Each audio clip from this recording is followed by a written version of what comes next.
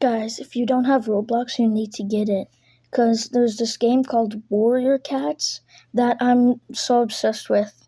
But if you don't have Roblox, you need to get it so you can play Warrior Cats. If you're a fan of cats, you might like this.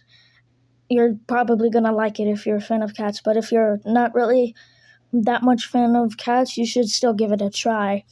And I started playing it because this YouTuber that um I don't know if I'm pronouncing their name correctly, but it's Zombies, I think, two Z's.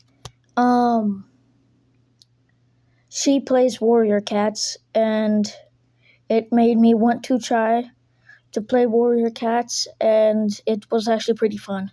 I liked it.